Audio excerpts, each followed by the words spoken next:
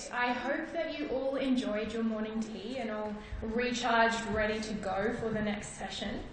For this next session, we are going to hear from 3 different individuals on what it means to use social media from a faith perspective. So I know that in those workshop groups that we were in just before morning tea, I know that in my group especially, in that Facebook group, we started touching ever so slightly on the role that faith can play. Sometimes it was brought up fleetingly in conversation, what faith can be in terms of social media. So this next part of the day is going to move to this topic. To start us off, we are going to hear from Alex Cossu. Alex is a part of the youth committee for the Multi-Faith Multicultural Centre, and he's also here today in his capacity as a producer in the media services at USQ. So please join me in welcoming Alex.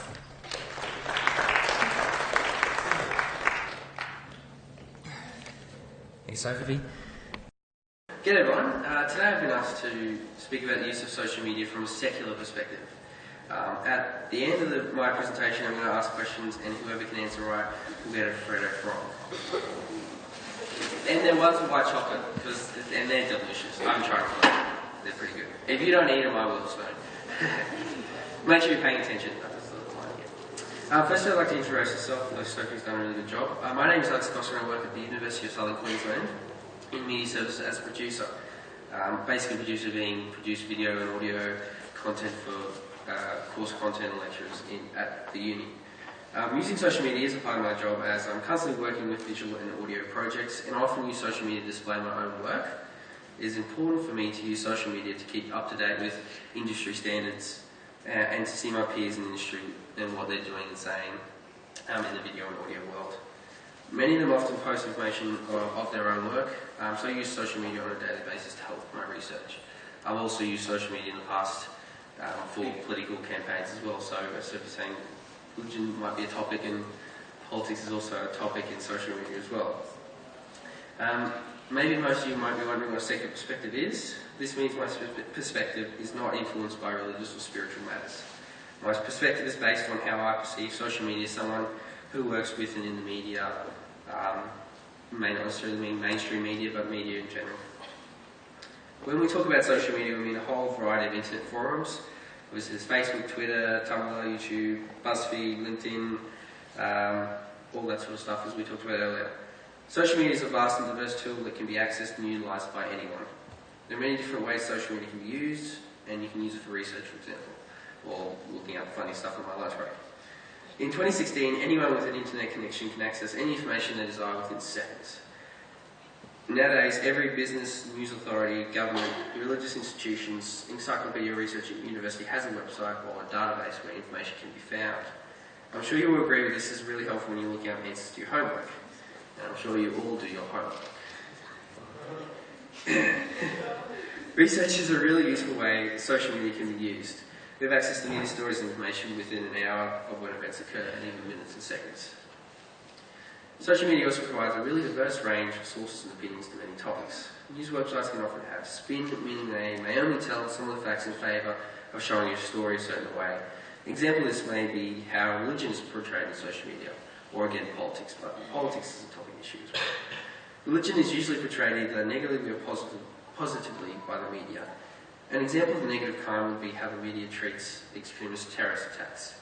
With the war in the Middle East making hundreds of thousands of people refugees, many countries in the world are making efforts to take them in and give them a safe place to live. However, with the media making the words terrorist and Muslim almost synonymous, these efforts are not imitated by many countries.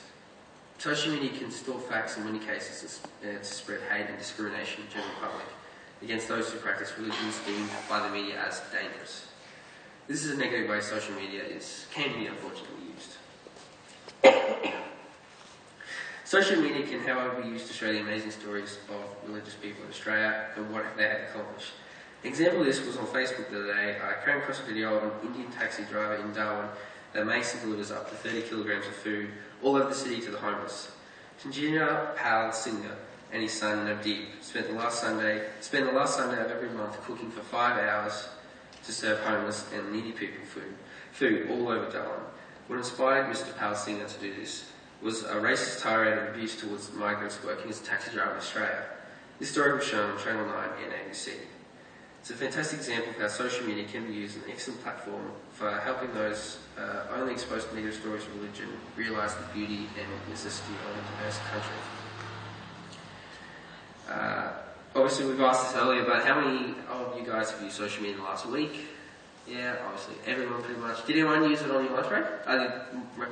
There you go. Awesome. Well, sometimes awesome. Although social media can be useful for research, it's predominantly used for socialising. I love Facebook. It can be used to talking to people, share information about yourself with your friends, posting funny statuses, lolling and OMGing at memes with video of dads whipping and naying behind their daughters. I'm sure many of the adults in this room have no idea what I said. I'm sure they do though. They're very educated nowadays. Facebook can help people of all different religions connect. Many different pages exist that operate to help many different religions all over Toowoomba connect. Some of these pages include Christian Heritage College Toowoomba, Toowoomba Community Baptist Church, the Toowoomba Moss Church, Toowoomba Pure Land, Buddhist page of course, as we hear. These platforms are open for anyone to join and most have 1,000 members. They provide information such as events run by the groups where people can meet and connect. This is a really positive way in which Facebook can be used to enhance religious communities in Toowoomba. But Facebook and other social media outlets such as Twitter and Tumblr are not always used in positive ways. Cyberbullying and indecent acts are always circulating, especially those that are offensive to people of different religions. One thing you should always remember about social media is that whatever you put up there is up there. I used the example of an ad when I was in high school a couple of years ago, when social media was just developing, a couple of years ago, a while ago now. And it was this girl walking down the hallway, and there was this like pinboard kind of thing, and she put a picture up there of something that she obviously wanted to put out there, and then she regretted it and said, "Oh no, I'll take it down." And she pulled it down, and there was another one behind it, pulled it down, kept pulling it down, and all these images on the floor. Whatever you put up there stays up there. And that was a really good ad. I still remember it, but I can't remember important stuff like maths, but I remember that, so it's fine. It's really important when using these forms to respect one's and others' religions and beliefs, especially because everything you put on the internet is permanent. You try to delete it, but you never know who is taking a screenshot and saved it. Cyberbullying is also a huge issue with how social media is being utilised, as we discussed earlier. Cyberbullying may occur for a number of reasons, one which may be religion. Everyone has a different faith, and everyone has the right to practice their faith how they want to in using social media if desired. Social media should never be used to attack another's religious beliefs. There are so many better ways to use social media. So that's it for now, but it's time for questions, and this is the most interesting part of my speech, and I'm not even talking, so that's good. Did anyone pay attention? Yes. There's 15 in here. Do you think I can come up with 15 questions? I only have 4 in here. What are 2 ways you can use social media? Hands up. Oh, that one, the lady in the back. This is going to be interesting. You ready? No? Oh, that's good. No, that's not fair. Give it back to the lady. She was first. That was funny. Anyone else? This is a really easy one. Yeah? To look at memes. To lol and OMG? memes. Oh, yeah, I'm so sorry. Okay, that's a bit better. What are 2 social media platforms? This is so easy. Come on. Yeah, you were first. Instagram and Facebook. Oh, there you go. Oh, that was a bit better. I'm getting better. Ah, yes. You have the hand. Yes. Snapchat and Facebook. Snapchat and Twitter. Yeah, that's fine. Yeah. Okay, here we go. Ready? Oh, dear. Oh, close. At least there was a spare chair there. Oh, yeah. Who was first? Yeah, him. Okay, yeah. Yeah, you go. Yeah, nice. Make sure your LinkedIn is really good. Okay, cool. What is a secular perspective? Oh, I think it's a tie. I'll do... you both can have a chocolate, but you go first. What was your answer? Yeah, you both right. I'm going to both. I have so many chocolates here, I don't want to eat them all. Oh my god, I'm so sorry. That one had a bit different spin on it. I'm sorry as well. Last one. What is one negative way, or what is one of many negative ways social media can be used? Yes? Yes. Oh goodness. The spin's different. Yes? Yes. Oh, wow. I'm so sorry, that was dreadful. Look, I think they melted and they have a different spin, yes. Yes. Okay, I've got 4 or 5 left. Yes.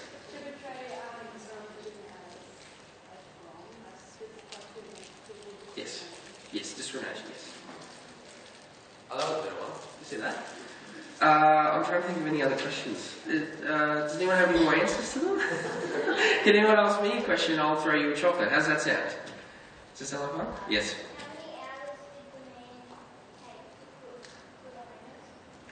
I'm not sure. 5 hours, there you go. What am I doing? Where am I? I've got 3 left, so that's good. Oh, yes, okay. Who hasn't had a chocolate yet, I suppose? Yeah, there you go. What's your question? This is a disaster. I'm so sorry. I have 4 questions. I didn't realise I have 15 chocolates.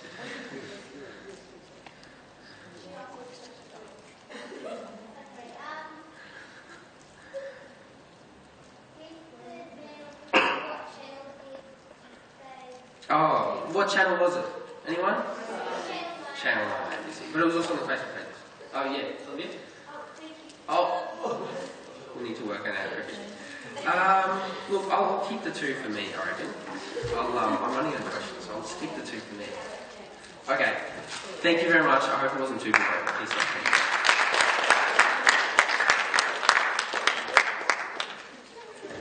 Thank you very much, Alex, for sharing your views with us today. Next up, we're going to now hear From a Christian perspective from Louise Ryan. Louise is also my younger sister. Wow. So much, I'm not sure whether it's, some surprise down the back there. Louise is my younger sister. She's currently taking a gap year this year. She graduated last year from St Ursula's College. So hopefully some of the St Ursula's girls here today would know Louise. Last year she was vice captain at St Ursula's, so she'll be very familiar with Lou. This morning she's going to be talking to us about a Christian perspective, and can you join me in welcoming Lou?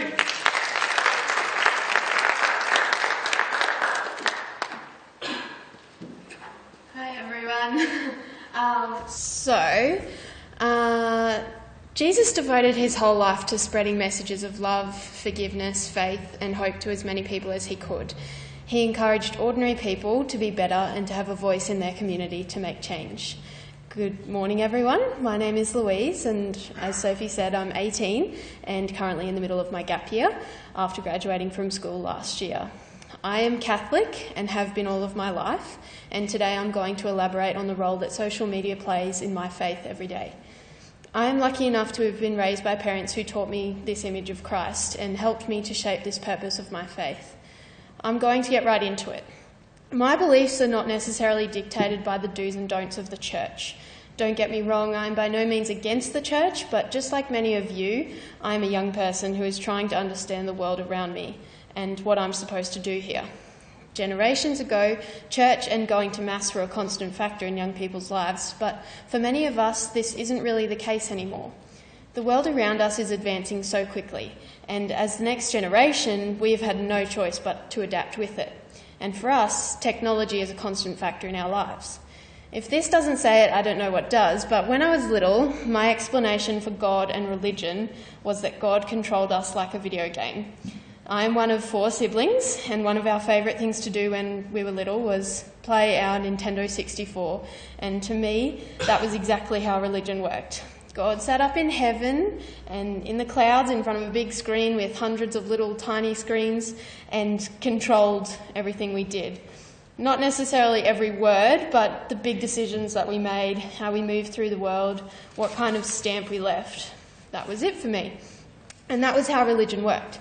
So technology has always played a massive part in my idea of religion and being a person of faith. While this idea may have changed and developed over time, the whole idea that our faith can be lived out through technology hasn't changed at all. So, many people believe that social media and technology have disconnected our generation. A little confusing because the whole idea of social media is to connect us with the rest of the world.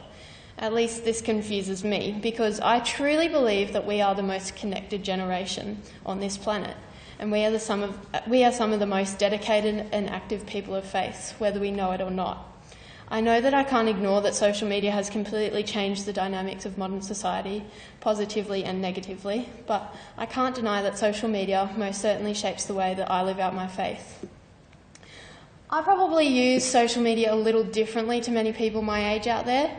I don't know if I've ever posted a selfie. That's just really not me. But that doesn't mean that I don't use Facebook or Instagram. At first glance, neither of my social media pages are overly active as far as posting things. But I don't go a day without checking both my feeds when waking up and before going to sleep.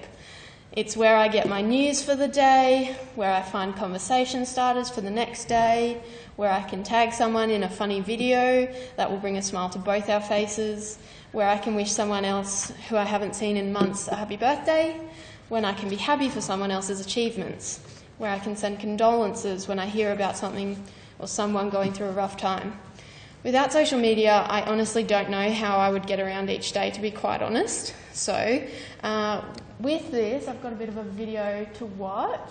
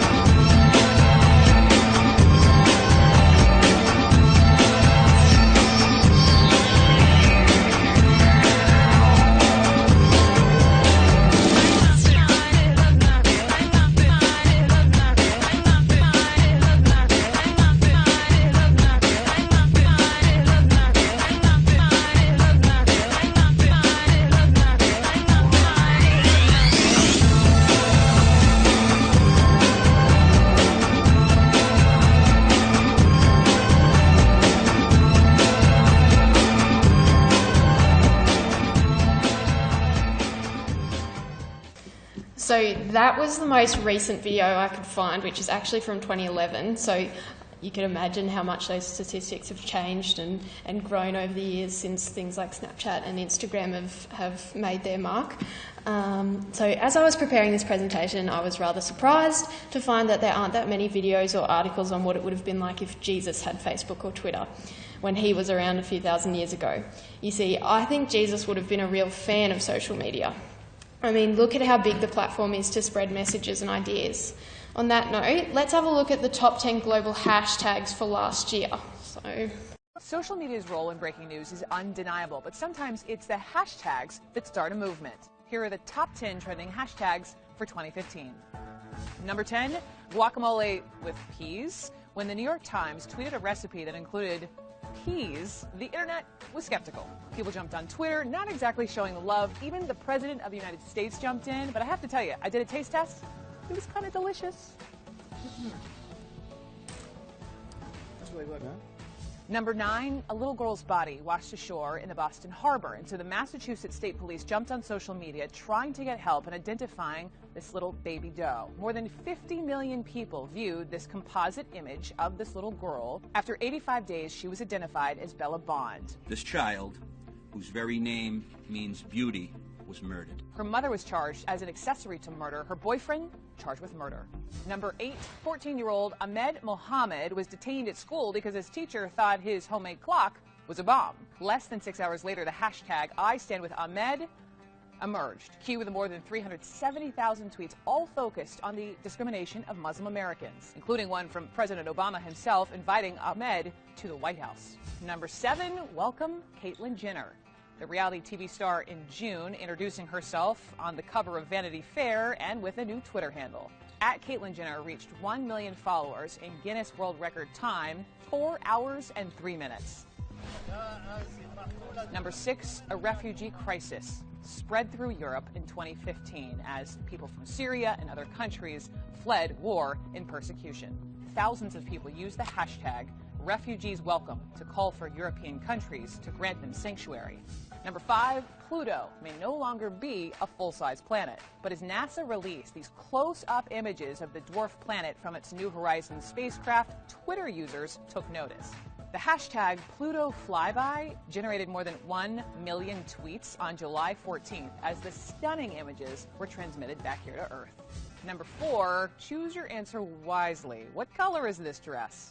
Is it hashtag blue and black, or is it hashtag white and gold? The great dress debate of 2015 all started when a woman posted this polarizing garment to Tumblr. The dispute raged on Twitter with more than 4.4 million tweets in 2 days. Number 3, social media celebrated the national recognition of same-sex marriage with rainbow-colored profile pictures and the hashtag Love Wins. Twitter registered more than 6.2 million tweets and counting. Number 2, the hashtag Black Lives Matter started in 2014, but it became an equal rights movement in 2015. Other hashtags were used alongside Black Lives Matter to bring other controversial race incidents to light. One being hashtag Assault at Spring Valley High, where a video showed a school resource officer violently removing a student right out of her desk. Number 1, 2015 started and ended in the shadow of horrific attacks in Paris. After terrorists attacked the offices of the Charlie Hebdo magazine, the world showed support by using the hashtag Je suis Charlie. 10 months later, people united on Twitter with the hashtag Pray for Paris to show their solidarity for the City of Light. So I know for some of these, no matter how far I stretch it, I can't bring them back to young people around the world expressing their faith, but I can for 80% of them. They are global issues and injustices that we speak up about and do things to create change for. Without social media, much of this would have been impossible. Changing my profile picture to show that I believe in true equality or to show solidarity in achieving the ever-elusive concept of peace. I hadn't even heard of some of these hashtags before I watched that video. Peas and guacamole, I hadn't even seen that, but many of them are around the huge social changes that we saw throughout 2015. And this is how I think social media should be used. This is how social media has the power to change the world. So one more video.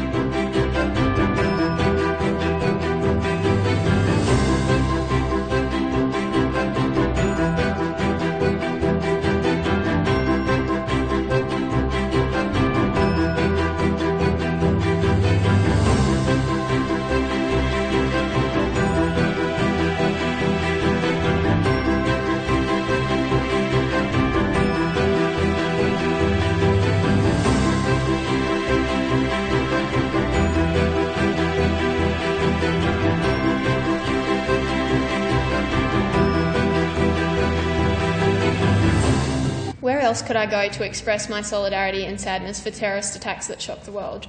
I actually wrote this speech about 6 weeks ago, and what I'm about to say was my original statement in the script. Last week, the world grieved together online for those people lost in Orlando. While this is still fresh in all of our minds, it shocked me that only 6 weeks ago, this was the most recent terrorist attack in a little while. But in the 6 weeks between then and now, look at what has shaken the world. Just 6 weeks. Throughout these events, it was social media that has allowed us to grieve with world leaders, celebrities and others all around the world. It allows us to spread hope and stand together with complete strangers on the other side of the planet within hours of tragedy striking. This, to me, shows just how truly connected we are. It shows me that the gospel values of love, hope and sincerity, which I was taught as a young girl, are unbelievably active and alive throughout young people around the world today. As I was researching for this presentation, I came across a source describing the church is that the church is out of touch with youth. There was a quote there that really epitomised the connection between faith and social media for me. It's about the cloud, as in technology. The cloud has the potential to defeat distance, connecting young people on a common pilgrimage of faith. I learnt about the true power of connection when I was lucky enough to travel to Thailand in 2014 and meet other girls my age studying at our sister schools in Australia, Thailand and Indonesia. This experience showed me that I was not alone in my image of faith. As far as expressing our faith, we saw opposite ends of the spectrum at this camp, but we all knew the absolute importance of service and the power of speech and action. After 10 days, we would no longer share this vision and act upon it in person. Within days of arriving back in Australia, I had a dozen new friend requests from girls who I had met on the other side of the world. And since then, I have found that I see things that they share and post on their timeline that I wouldn't have seen anywhere else. But they often change my day for the better and push me to live out what I believe every day. That encourage me to show how truly grateful I am for the life that I have. I was able to send them a message to see that they were okay when an act of terrorism occurred in Bangkok. This is why social media means so much to me. It may seem a bit far-fetched, but the simplest way for me to put this is that I kind of think that social media is like Jesus walking around with me in my pocket every day. I can look down at any moment and see a video to cheer me up and prompt me to treat someone else better. I have the most amazing platform to speak up and create social change just sitting right there. The ability to be notified when my friend on the other side of the world is celebrating their birthday. The power to stand up and unify with the rest of the world when something happens to turn it upside down. I have the power to genuinely do exactly what Jesus asks of me, sitting right here in my hand. Some say that our generation can't get away from our phones, but I believe that us looking down at our screens forces us to look up and take action, whether we know it or not, actively living out our faith every single day. The New Testament can be summarised simply as lessons from God, put in a form that any person would understand. Stories set in everyday life with everyday people. Nowadays, I can scroll down and see exactly that on my newsfeed. You know those videos that start with faith restored in humanity? Well, that is almost like our Bible nowadays, there to inspire us to do good and be better. Thank you.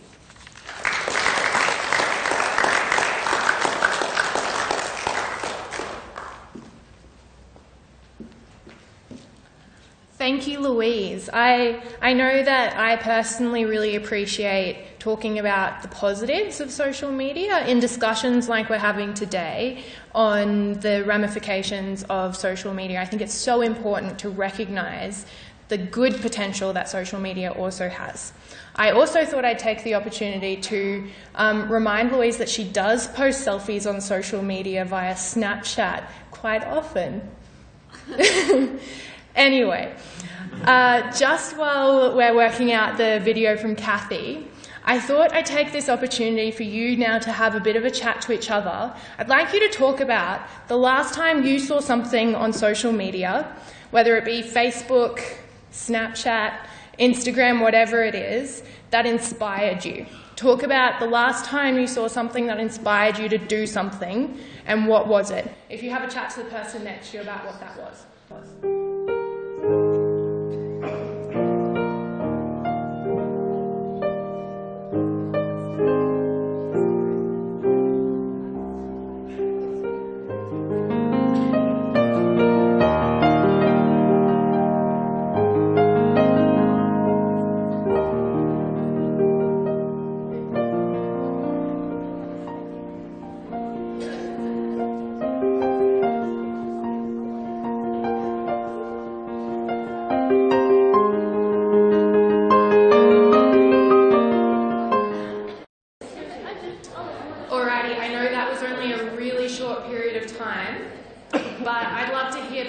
some of the things you said were. Do we have any volunteers to share what their last inspirational thing was that they saw on social media? Anyone? No volunteers. Perfect. Thank you. It's Melanie, wasn't it? Okay, Melanie, what was yours?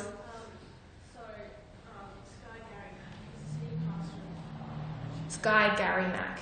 Okay, continue. He's the senior pastor of Metro Church in Gold Coast, and I go to Metro Church here. Mm-hmm. So I follow him, he's sitting around and he posts really cool stuff, and I can't remember what it was about, but it was a post about being credible, and like when you say something, do it, and speak with your actions more than your words. And then it kind of made me think of like my own credibility, like if I'm actually, am I making false promises or actually acting in a more credible way? Very cool. The quote that comes to mind is, I think it's the Gandhi quote, "Be the change you wish to see in the world." I love it. Does anyone else have something they want to share that's inspired them on Facebook or a similar social media platform recently? Yeah. I remember there was this video and it was about, it had a bunch of jelly beans.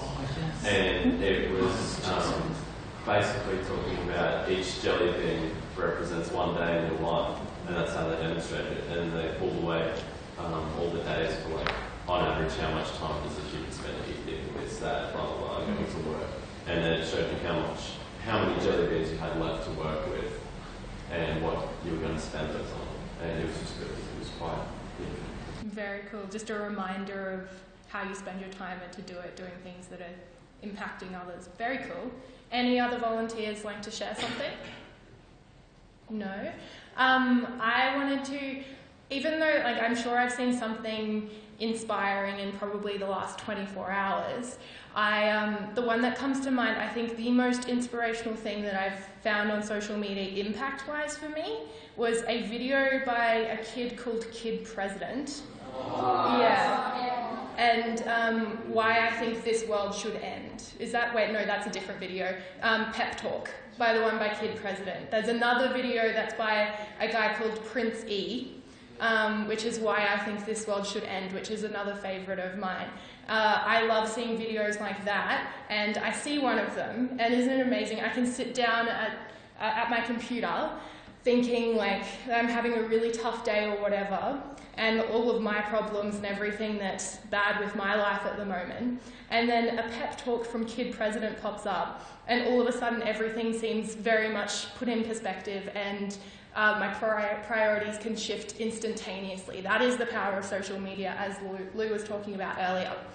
All right, so to move to our third perspective from a faith perspective, we're now going to try Cathy's video once again. So here we go, a Buddhist perspective on social media. Good morning, everyone. It is my great honor to be able to speak about what social media means to me from a Buddhist perspective.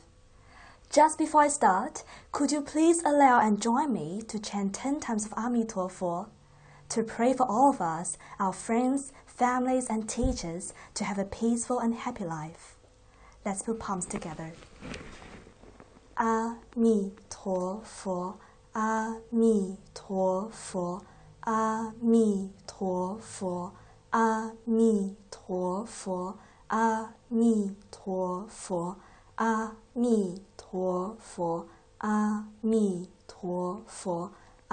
Amitabha, Amitabha, Amitabha, Amitabha, Amitabha.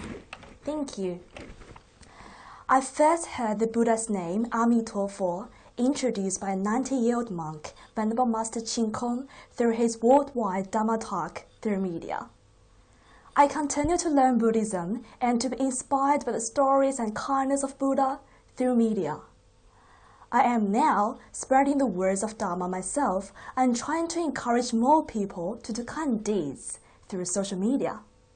So as I think back, social media is actually a part of my life. And I bet most of you are saying, me too, silently in your heart. As an education student at the University of Queensland, I really admire how Venerable Master Chin Kung wisely advised that society education is one of the 4 essential elements that consist of a perfect education one could receive. Alongside, with family education, school education, and religion education. Under this light, social media could be considered as an educational tool, which is exerting enormous impact on the personal beliefs and behaviors. Let's take Facebook as an example to see how much we empower this social media platform. Worldwide, there are over 1.65 billion monthly active Facebook users. 1.65 billion, which is roughly the population of the USA, plus the population of the whole Africa, plus the population of South Korea, plus 7 times the population of Australia, which is a lot. And on average, the like and share buttons are viewed almost 10 million times daily, and there are 5 new Facebook profiles being created every second. As we could see from the statistics above, social media is more or less educating us, as we spend time on it to read newsfeed and to check out the updated information and to see what our friends are doing, or maybe mimic some of others, especially the popular ones, are saying and acting. So it ultimately depends on us to use social media wisely to promote positive energy and love and care in the society. So what are some methods to use social media in a positive manner? At UQ, social media are used by religion clubs to promote religion activities and some club events which aim to deepen one's understanding about the religion, and also to just have fun in a safe and welcoming environment. This function doesn't only limit in religion clubs. In fact, if we keep in mind that social media could be used in a positive manner to promote positive energy, love, and care in the society, we could all do some little things to promote peace and harmony.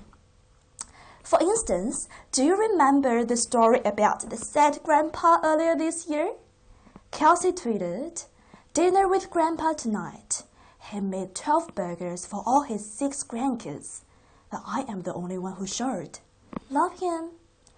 This tweet was eventually retweeted for more than 140,000 times and liked more than 230,000 times. And it also spawned thousands of sad papa-inspired tweets. Hopefully, this tweet reminded you of how much your parents and grandparents need your love and care. Our parents and grandparents are the ones who truly love us unconditionally. And it is our duty to love them back and to repay their kindness and to be filial, or what we call filial piety, which means to respect and care for one parent. Let me show you a video to briefly illustrate the point.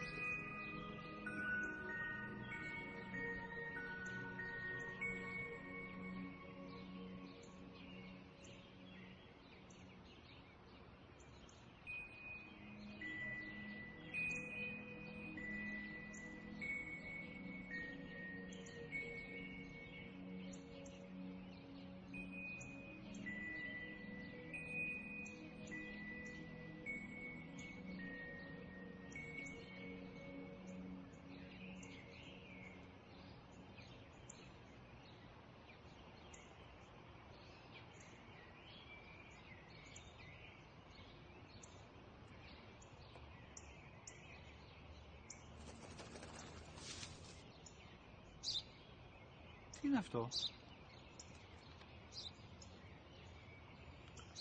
Ένα σφυρίγητη.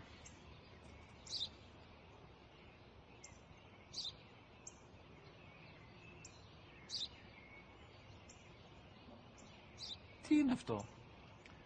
Μόλις τώρα στο παπατέρα, σπουργίτη είναι.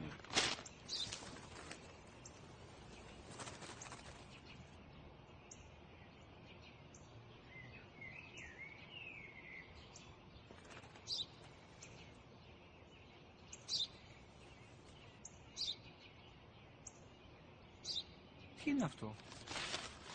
Ένα σπουργίτη είναι, πατέρα. Ένα σπουργίτη. Σπου-γι-τι.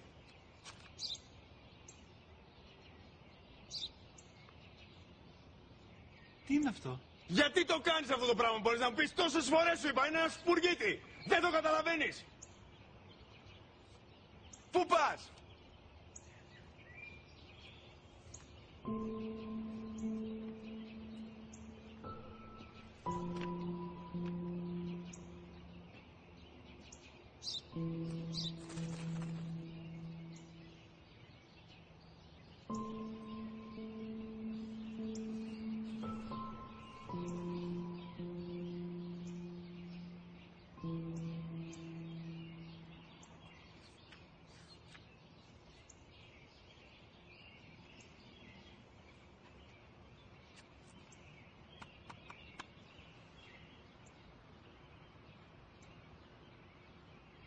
Δυνατά.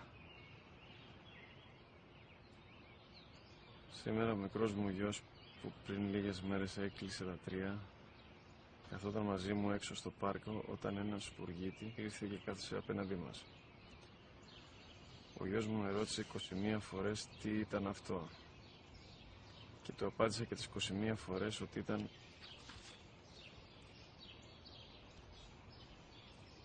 ένα σπουργίτη. Τον αγκάλιασα τρυφερά και τις 21 φορές που μου έκανε την ίδια ερώτηση, ξανά και ξανά, χωρίς να εκνευριστώ, νιώθοντας στοργή για το αθώο μου αγοράκι.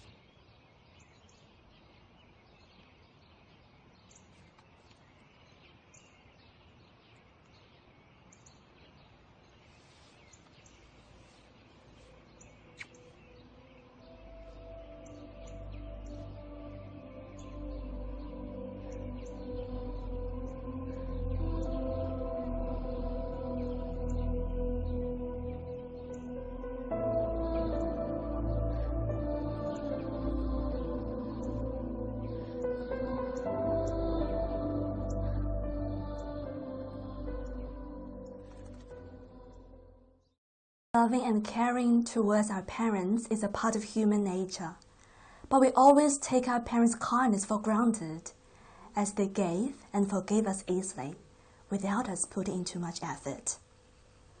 How easy is it for us to forget about their benevolence? How careless are we sometimes to only focus ourselves and to choose to ignore their sacrifice?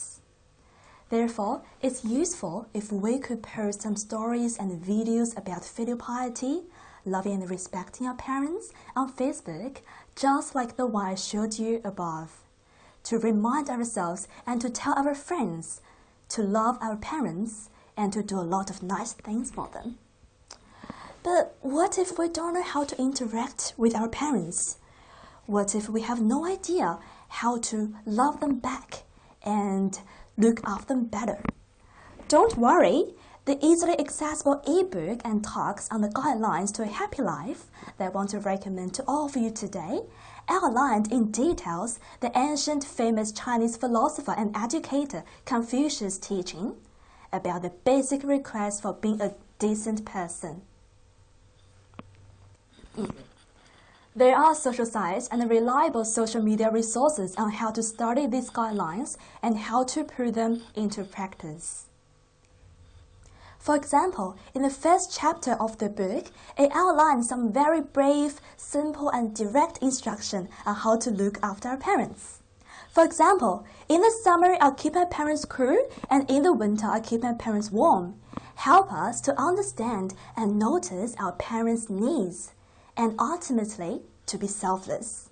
So it's winter now. Could we do something to make sure our parents are warm enough? Can we please make them a cup of hot tea, or remind them to put on one more jumper, or just simply make sure they have enough blankets to sleep at night? The other sentence, when I have loving parents, it is not difficult for me to be dutiful to them. But if I can be dutiful to parents who hate me, only then will I meet the standards of the saints and sages for being a dutiful child. These guidelines were not created by any individuals. Rather, it is the natural law between children and parents. So every time I talk about filial piety, whether in Chinese or in English, whether to Asians or to Australians, they all agree with me that treating one's parents nicely is the right thing to do, because it's a part of our human nature that was discovered by sages like Confucius and Buddha Amitabha rather than created. By following these guidelines, we could live a happy and meaningful life, free of regrets.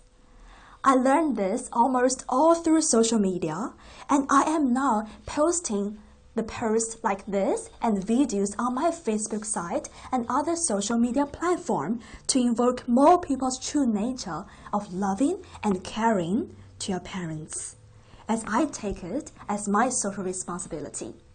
So social media for me is an educational tool, as I could post meaningful things as a way of using it positively. I also ask for assignment help and do some group assignments on social media, and I like to check out my friends' newsfeed as well to see who's graduating and who's going through some life difficulties.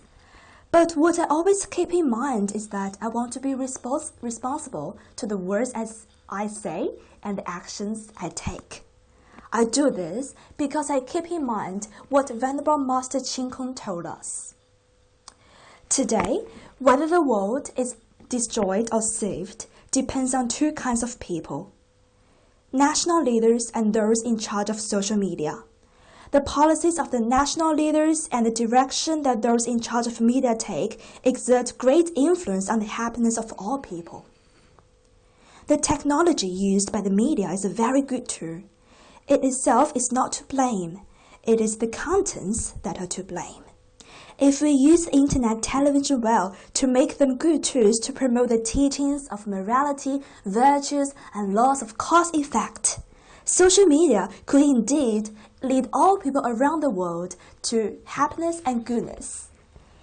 When we think carefully, we could find a casual, close relationship between the internet and the media broadcasting a lot of sex and violence and today's society turbulence and disasters, whether natural or man-made. Such broadcasting increases the evil thoughts and bad deeds of killing, stealing, sexual misconduct, and lying. The laws of cause-effect, as Venerable Master Chin Kung illustrated, says that what we do comes back to us. The laws itself is very complicated, but whether you believe in it or not, it is there. And if we are calm and patient enough, we could even see some true examples in our daily lives. In Buddhism, it is roughly like this. If we give wealth, we gain wealth. It includes inner wealth like doing some volunteering job, or some outer wealth like money and properties.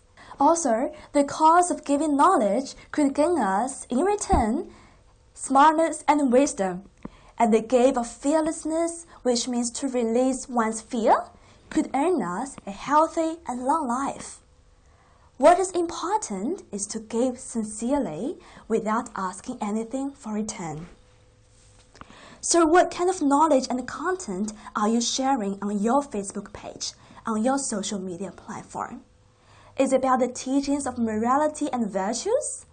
Or is it about something that could lead others to have evil thoughts or to cultivate some bad deeds about killing, stealing, mixed-sexual conduct, and lying?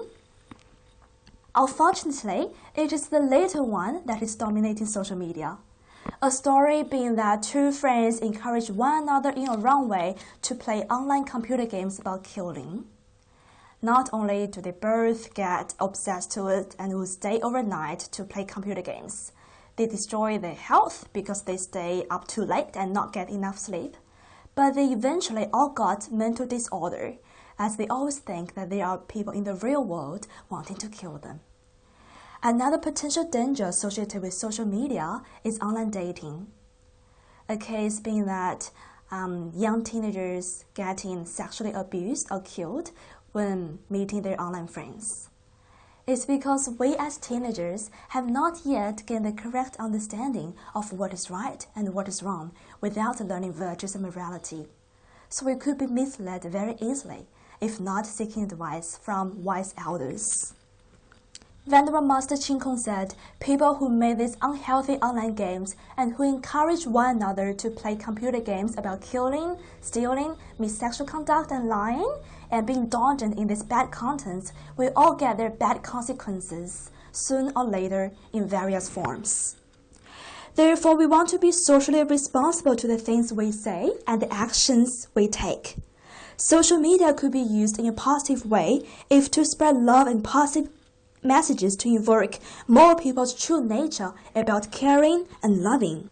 It could also bring us some bad consequences if we misuse it to post unhealthy and detrimental online content because of our own ignorance and selfishness.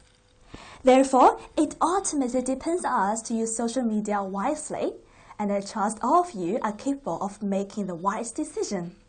One last word, the Pure Land Learning College in Toowoomba is holding weekly virtues and morality sessions. And there are some meaningful activities as well. They teach you something about filial piety, the laws and the cause effect, and so many other things. It's worth going, and you might ask for more information during the forum. Thank you for listening, and have a nice day.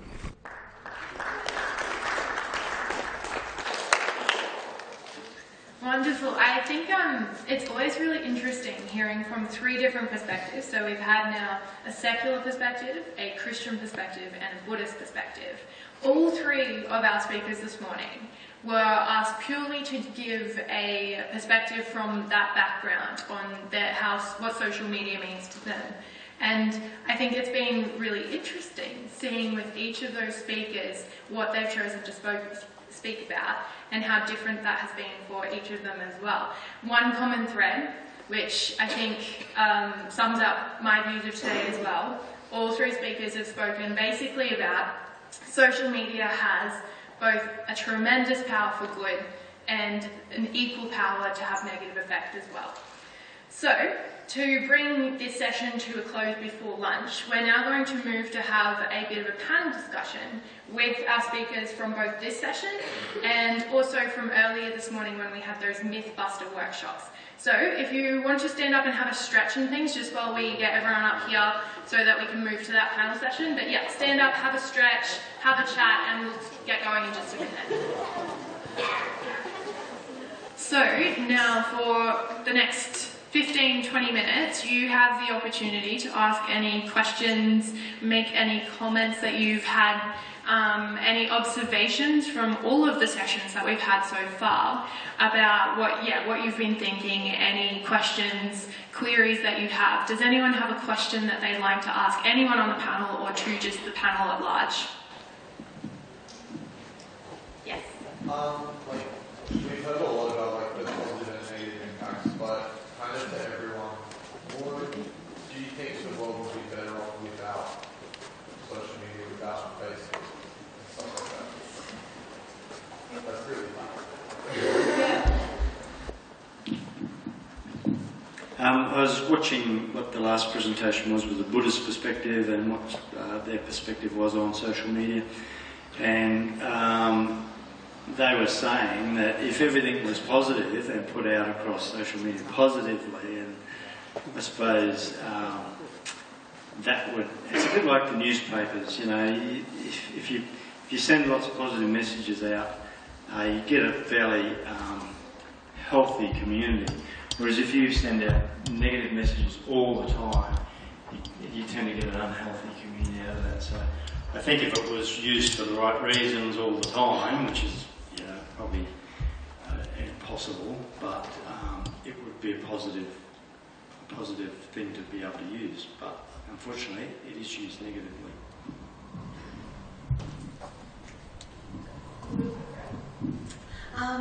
I think, obviously it's a hard thing to say yes or no to, but if we didn't have social media, can you imagine just the little bubble that we'd be living in? It'd be our own problems every single day. We wouldn't be able to relate to other people. You know, people's struggles, I'll be really cliche and say, in Africa, the kids in Africa who don't have an education, don't have clean water, we wouldn't have any of that to relate to. We'd just be so selfish. And I think the openness of social media, sure, it can be a bad thing, but if we didn't have those bad things, the lessons that we wouldn't learn, I think they're so important for us, especially while we're growing up at the moment. So, yeah. In regards to social media as an information avenue and source, I think we'd be so much worse off. I don't mean to sound like a conspiracy theorist here, but I don't really trust mainstream news because they can always put a spin on it. You know, journalist integrity should be to provide unbiased news, but the amount of news that is out there that is not on social media that is biased is unbelievable. But social media, news on social media can be biased as well, but we've got so many more avenues to explore and say, oh, well, that might be biased, but let's have a look at another page. Oh, wait, that's true, we can corroborate our sources. So I think we'd have so much less avenue for information and news to make up our own opinion and thoughts on any single information. I think we'd be a lot worse off in that sense. So, and that's just not social media, but that's including internet as well. But generally, social media, if you like the news feed, it comes up on news pages, it comes up on the news feed. So, gets information.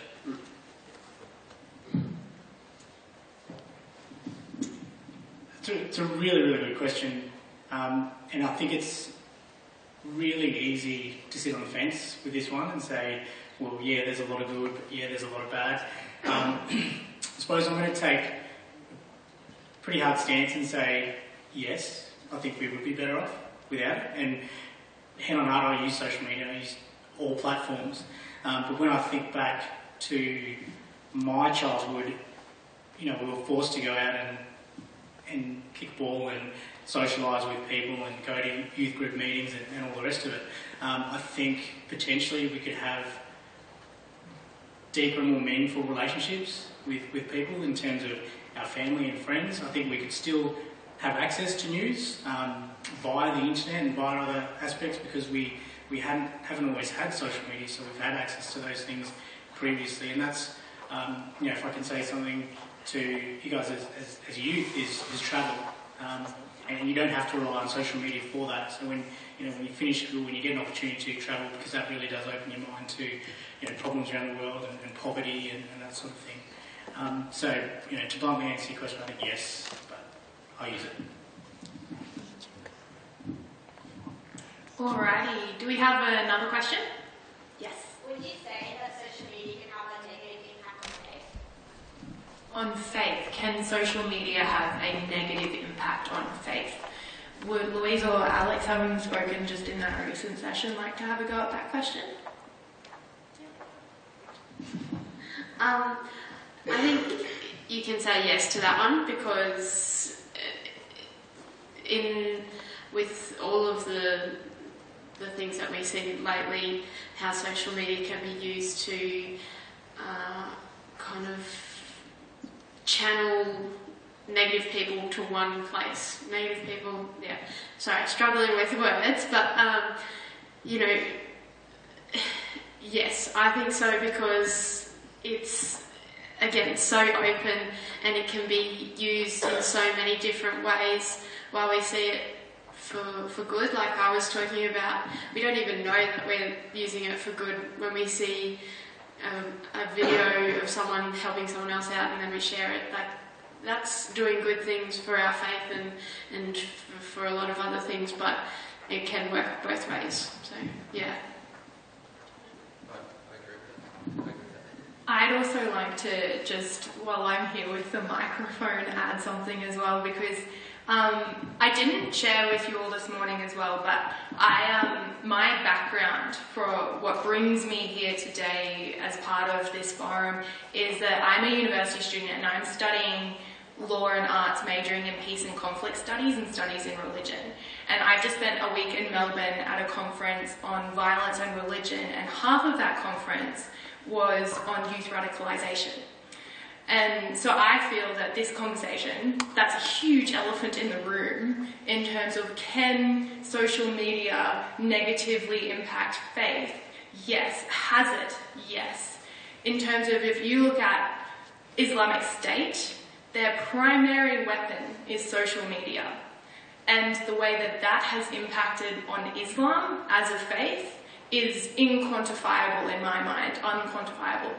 And so I think, yeah, that's a huge example of the capacity it can have to negatively impact a faith, is Islamic State and how that has influenced Islam, because unfortunately most people believe that Islamic State terrorists are Muslims because that's how they pitch themselves, and that's a whole debate on its own whether or not they are or not, but the way that they fuel their campaign is through social media.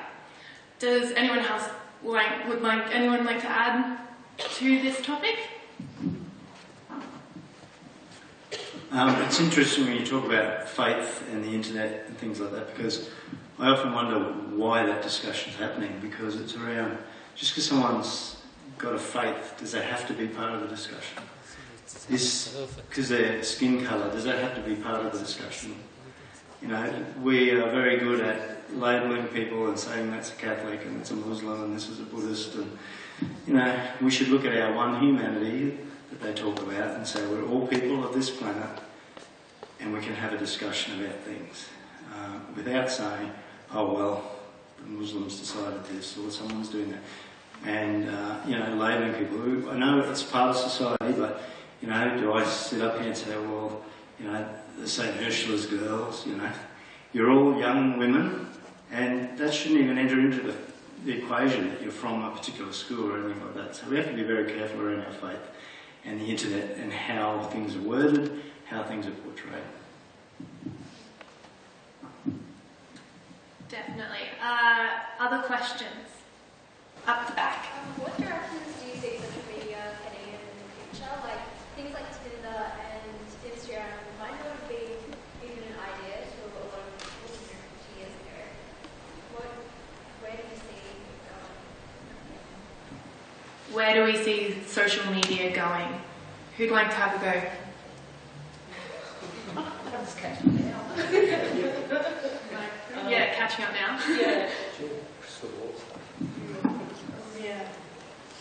Mark, would you like to have a go at that question? It's almost impossible to answer. Because I suppose if we look back pre-Facebook, I think it was 2004, it went live. And prior to that, you know, how did we connect? Just with people in our community through sport or youth groups or your selected faith. So Facebook won't be around forever, in my opinion. Everyone uses it now, but at one stage MySpace was everything that was the thing that everyone was on, and that died out. The fact that your parents and my parents are on Facebook tells me that it's going to have a lifespan. It's going to become uncool at some stage.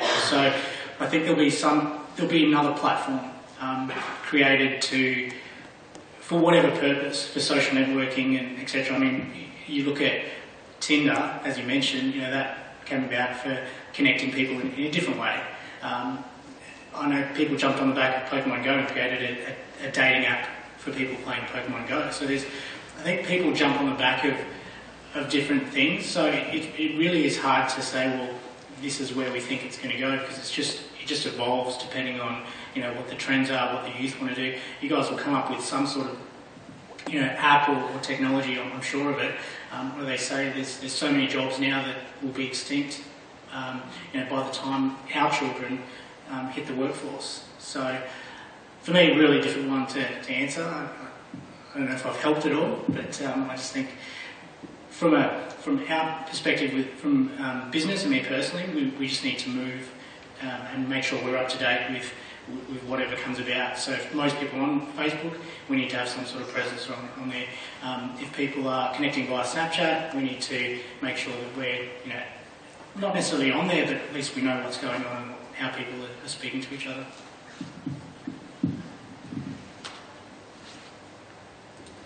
All right. Yes, another question over here. I'm just really curious, from a panel perspective, where do the audience think social media is going to go? Yeah. Is there any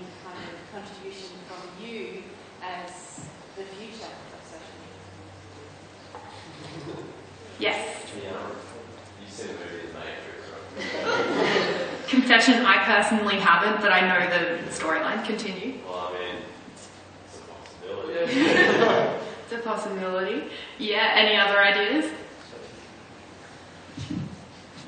So, in relation to your Matrix comment, when I left the room here, I couldn't get my phone out of my pocket to answer it, and I said to my wife, bring on the chip that's in my head, where I can just open it from here without manually doing that, and then I'll be able to scan who's ringing me, all that sort of stuff. And that is the reality of the future. It's not necessarily Facebook and social media, but there's this integration between the human existence, body function that'll be integrated, or is already starting to integrate with technology. So, you know, they talk about movies from years ago that depicted futuristic things that nobody believed. Nobody believed man would walk on the moon. So, or that the moon even existed, or, you know, the world was flat. So, you know, this stuff is very futuristic. Matrix stuff certainly can be happening. Yeah. I'm thinking of, you know, virtual reality, how you get these like headsets and completely change the room. I reckon that's going to have a huge impact on social media in the future. I think there's whole new different levels of experience that we can still have with this. Like, even now, I think there's like dating sites where you can create your own, you know, what is it called? Avatar, yeah. And then you walk around and then you room or something and find different people. So I reckon it's only going to like get more advanced. So instead of being, instead of being like an unknown person on the other side, it's face-to-face interaction, but still not quite. Well, Pokemon Go's something that's exploded with virtual reality. It's virtual reality. You point your phone and the Pokemon's in the real world. And all these VR headsets coming out now are just exploding in the past year or two, and they're really expensive now, but they'll get really cheap like technology in the past. And Google Glasses, you know, that thing that came out and all that sort of stuff is just, yeah, it's going to explode, and it's all going to be even like not just a phone on us, but in us, and all the time we'll just be seeing it. We won't be able to get away from it. I think that'll be the future. But Pokemon Go's awesome, by the way. Wonderful. Well, we have time for one more question for the panel, if anyone has one. Yeah. I don't believe that how the growing culture of consumption of social media, is that limiting people's creative expression in a way? I know maybe in the past people would spend social media would be spent writing music, creating artwork, etc. And is this like a video we saw earlier about what's the chemical thing in the brain? Like it's being created by social media, we're getting that from that, when in the past we may be getting that from writing a song or painting a picture. Do you think we're moving towards a future where that is sort of limited?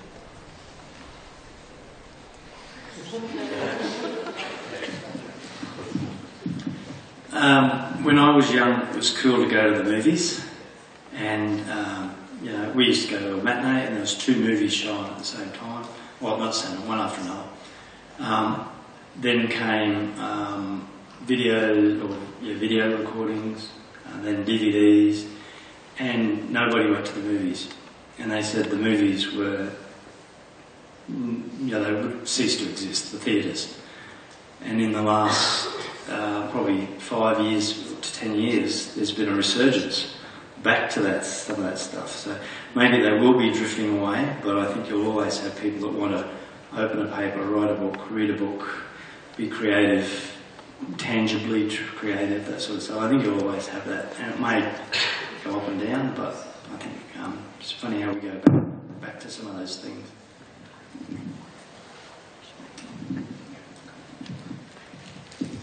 I think, in a way, social media kind of inspires people to be more creative. you know, people want other people to see their works, and that's why social media, I think, gets people to do it more.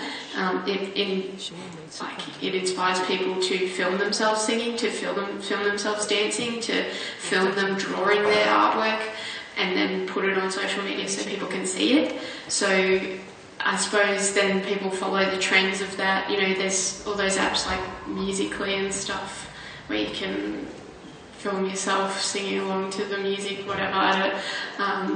But I think it inspires people to be more creative, whether that's original or not. But yeah, I think it asks people to do a bit more when they want other people to see it. So yeah.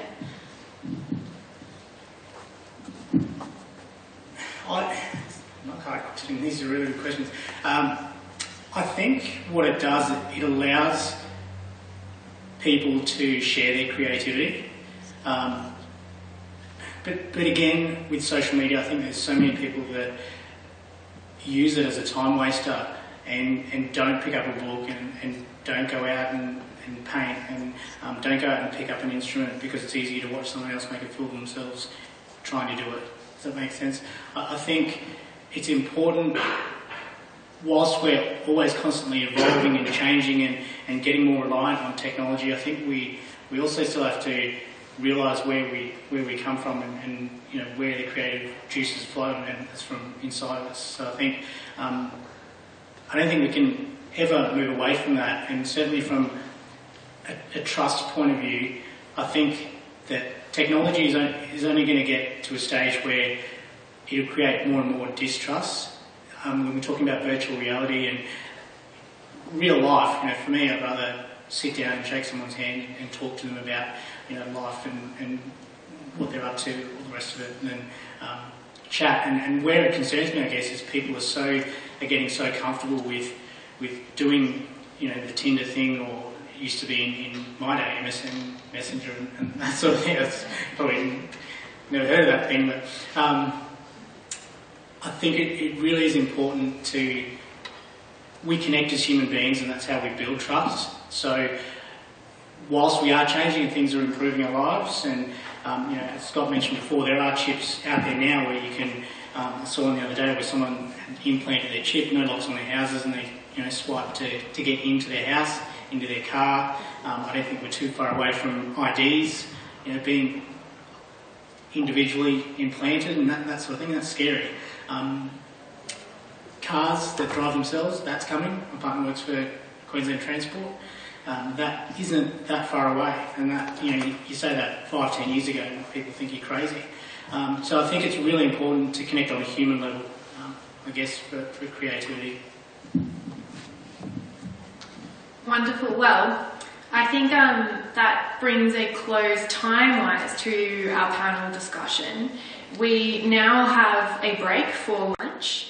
I've been watching outside. They've been quickly preparing lunch for us. There's a beautiful cooked meal that they've brought from Pure Land Learning College to share with you all.